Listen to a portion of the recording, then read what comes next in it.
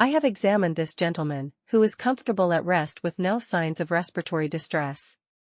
He is cachectic with evidence of clubbing.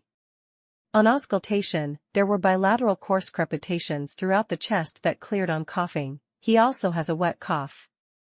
Important negatives were the absence of cyanosis, signs of pulmonary hypertension, and dextrocardia.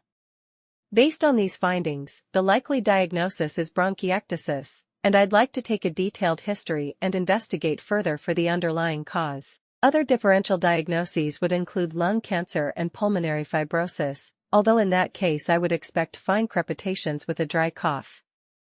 I'd like to check the oxygen saturation, and in case of hypoxia, proceed with arterial blood gas.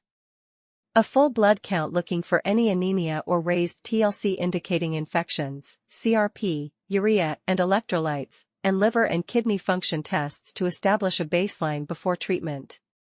I'd like to send a sputum sample for culture and sensitivity.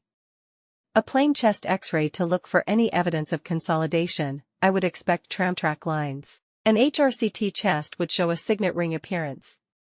Bronchoscopy might be needed after a pulmonologist review. Further specific testing would be done after taking a detailed history. Other specific tests may include a chloride sweat test and genetic testing for cystic fibrosis.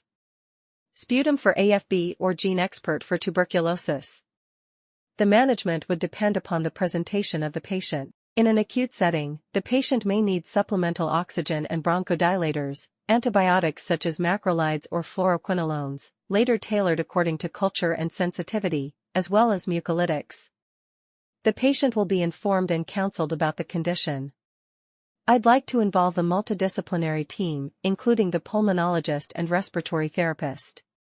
Non-pharmacological options would include smoking cessation and vaccinations.